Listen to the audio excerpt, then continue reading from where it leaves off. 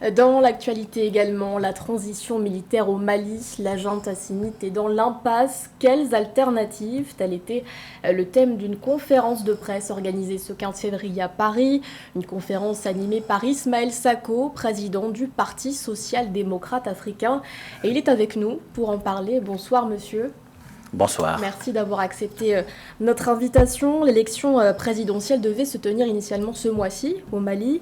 Le scrutin a été reporté pour des raisons techniques et depuis cette annonce, la junte n'a pas donné de nouveau calendrier électoral. Pourquoi cette attente est-elle aussi longue ? Oui, d'abord, je voulais vous remercier de nous donner l'opportunité de nous exprimer sur cette antenne. Oui, le pays, le Mali, sous la direction du colonel Assimi Goïta, le despote chef des putschistes maliens, notre pays est dans l'impasse. Il est dans l'impasse parce que nous avons, à un moment donné, cru à cette nouvelle génération de militaires. Parce que formés dans de grandes écoles, nous avons espéré que, oui, elle allait probablement être une alternative pour notre pays. À notre grande surprise, fort malheureusement, un premier calendrier en accord avec la CEDEAO est botté en touche pour février 2022. Nous avons haussé le ton pour dire que ce n'est pas la bonne démarche. Notre pays allait être sanctionné. Les Maliens n'ont pas échappé à cela. Nous avons croisé le fer en tant que membres de l'opposition politique, membres du cadre d'échange des partis politiques pour une transition réussie, et aussi de l'appel du 20 février pour sauver le Mali. Oui, fort malheureusement, nous avons pensé que jusqu'au boutiste, ils ont imposer on va dire, des élections pour faire un référendum en juin dernier. Nous avons donc pensé qu'après le référendum, ils iront directement aux élections. Même si qui a remporté le oui. Qui a remporté le oui, on va dire, dans un cadre tripatouillé, sans respect des règles légales. Oui, il y a eu beaucoup d'admission. Oui, plus que ça, parce qu'il y a quand même une forte abstention. Il y a eu à peine, on va dire, 27% qui ont participé au vote, même s'ils ont arrondi le chiffre à 37%. Aujourd'hui, nous avons espéré que, bon mal an, on ira vers des élections apaisées courant février. Oui, on se rend compte que finalement, entre octobre et novembre, ils nous annoncent un second report s'inédié. Pourquoi un report? Un report parce que Assimi Goïta a compris que les Maliens l'ont vomi. Il n'est plus populaire. Son référendum n'a pas apporté les résultats escomptés. La classe politique divisée ne le soutient pas. Les religieux ne sont plus avec lui. La société civile est déçue. Logiquement, il ne devait pas, parce que la charte de la transition l'en empêche. Mais là, avec ce nouveau projet de constitution, il le peut. Vous comprenez que c'est un projet de constitution taillé sur mesure pour faire la part belle aux putschistes, et en particulier à Assimi Goïta, qui n'a plus aujourd'hui même le soutien des militaires. Et parmi les 5, tout porte à croire qu'il ne parle plus le même langage. Donc Assimi Goïta lui-même est esselé, il est isolé. Donc c'est la raison pour laquelle il a compris qu'en restant dans la CEDEAO, il pourrait subir de nouvelles sanctions du fait de sa forfaiture, du fait de ne pas vouloir honorer son engagement légal et devant la CEDEAO, un engagement pris devant le peuple malien. Justement, le Mali, le Burkina Faso et le Niger avaient annoncé fin janvier leur retrait de la CEDEAO. Ces États estiment que l'organisation est devenue, je cite, une menace pour ses États membres et ses populations, une décision que vous jugez immature. Quelles sont les conséquences pour le Mali ? D'abord, il faut replacer les choses dans leur contexte. Il faut qu'on se rappelle que les chefs d'État réunis en 1975 qui décident de mettre en place la CEDEAO partent d'un actif, du vécu de la population. Il fallait travailler pour décongestionner un peu la libre circulation des personnes et des biens, ce qui est une réalité. Je me rappelle qu'en 2021, j'ai quitté Bamako, Ouagadougou, Abidjan, Dakar, la Gambie, Banjul, avec une simple carte Nina. Pas de passeport. Je l'ai vécu. D'accord?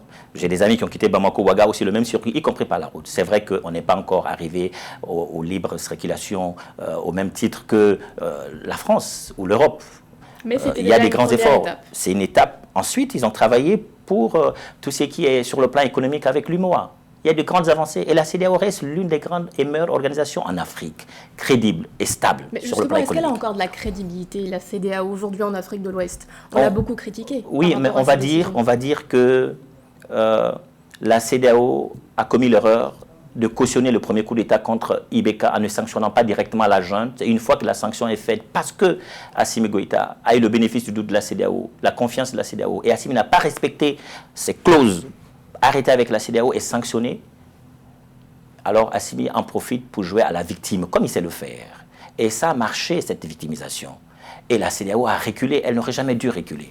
Les 3 États des pays en souffrance des pays en difficulté sur le plan économique, dirigés par des chefs d'État qui ont déshonoré l'Afrique et le continent, qui sont indignes de confiance, accusent la CEDEAO de ne pas protéger les populations. Mais il faut quand même se dire que c'est même CEDEAO, à sa création, qui n'avait pas intégré les aspects liés à la démocratie, à la bonne gouvernance et à l'état de droit. C'est suite aux plaintes des populations, c'est suite aux multiples coups d'État dans la région qu'ils ont intégré cela dans le protocole additionnel. Donc ça veut dire que la CEDEAO est une CEDEAO des peuples qui intègre les préoccupations des populations. Revenons à une autre plainte en disant que le terrorisme n'est pas pris en compte par la CEDEAO. Mais les États de la CEDEAO ont tous été contributeurs dans le cadre de l'aménagement, même si les résultats n'ont pas été obtenus tels que souhaités. Et là aussi, il y a un débat à faire. Aujourd'hui, les États disent nous avons besoin d'une force liée à la lutte contre le terrorisme. Et vous avez remarqué dans le courrier que le conseil de médiation de la CEDEAO a tenu. Il donne feu vert à la commission de la CEDEAO de travailler pour que la force en attente militaire soit une force qui travaillerait avec ces États pour lutter contre le terrorisme. Donc, ça veut dire que la CEDEAO prend en compte les préoccupations et des États. Et c'est une CEDEAO des peuples. Mais seulement, vous avez 3 chefs d'État indisciplinés, qui veulent faire leur propre loi, qui savent qu'ils ne veulent pas lâcher le pouvoir, qui ne veulent pas organiser les élections, ils ne veulent pas non plus demain qu'ils soient sanctionnés, et que cette sanction sera de trop. Et puisqu'ils sont de plus en plus impopulaires dans leur pays, ça veut dire que la population pourrait se rebeller contre eux. Mais ces 3 juntes militaires ont formé l'Alliance des États du Sahel, c'était aussi pour lutter contre le terrorisme. Mais déjà, au niveau, on va dire, des 3 frontières, il y a déjà un programme qui permet aux États, de façon bilatérale, de travailler dans ce sens. Et avant ceci, il y avait aussi le G5 Sahel. Le Mali a claqué la porte, toujours pour des raisons de leadership, parce que le Mali pense qu'ils sont au centre de tout. Je pense que c'est des enfants gâtés, belliqueux, avec une diplomatie belliqueuse, une diplomatie à cascade et à scandale, qui n'a pas compris que quand on est dans une situation de ce genre, et que le Mali est incapable de fournir de l'électricité à sa population pendant au moins 24 heures, et au-delà de 24 heures, et que les entreprises ferment la porte, et que la clé est mise sous le paillasson, et que tout ce qui est l'informel au Mali est à l'arrêt, on comprend que la dictature est en marche et que l'État ne peut rien et qu'ils n'ont pas les moyens. Le président de la transition du Niger, Abdourahmane Tiani, a récemment émis l'idée d'une monnaie commune au sein de l'Alliance des États du Sahel, un projet considéré comme une étape pour sortir de ce qu'il estime être encore une colonisation. Quel est votre avis sur le sujet ? C'est facile de parler de colonisation et de pointer du doigt l'autre et d'accuser la France, qui est devenue le bouc émissaire facile à tacler. Mais je pense très bien qu'on se rappelle qu'au lendemain des coups d'État au Niger, on a vu des montants faramineux sortir, on va dire, une sorte de corruption, accaparement de la richesse par Tiani lui-même et sa famille. Et ça, c'est pas la France. Quand au Mali, par rapport à l'électricité, et que des proches d'Assimi, son directeur de cabinet en personne, un de ses conseillers en personne, son ministre de l'économie et des finances, sont mêlés à une supercherie, à une corruption, à ciel ouvert, gangréné dans le système Assimi Goïta, ça, c'est pas la France. Quand au niveau de la présidence de Assimi Goïta au palais, on passe de 13 milliards de francs CFA annuels jusqu'à 16 milliards de budget annuel pour un président qui ne voyage pas, qui ne pose aucune action, mais où va le reste de l'argent? Quand on achète des équipements militaires à des sommes faramineuses et qu'il n'y a pas un système d'audit et de contrôle, alors que sous l'Ancien Régime, il y a un Premier ministre, parce que transparent, oui, a répondu et s'est retrouvé en prison et en est mort. Je pense qu'on doit réfléchir par 2 fois. La France a eu sa part de responsabilité par le passé.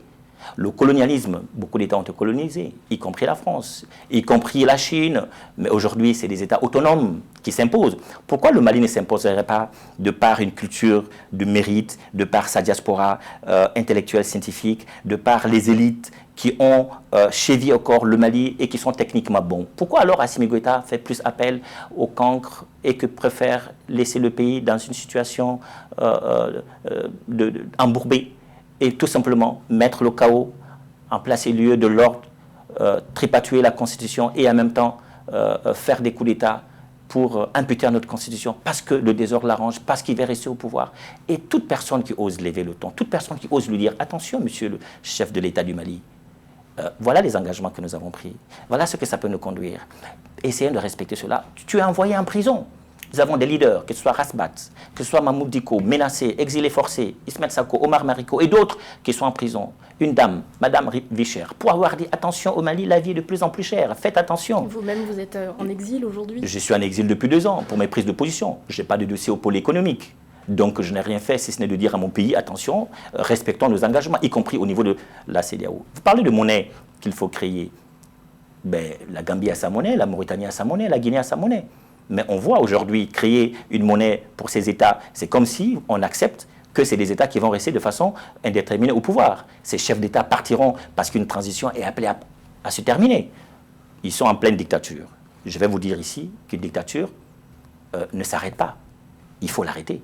Et on y travaille en tant que démocrate en utilisant des mécanismes légaux pour arriver à créer des conditions idoines pour que notre pays sorte de cette léthargie. Créer une monnaie est une option, mais quelle est la soutenabilité de cette monnaie? Quelle garantie?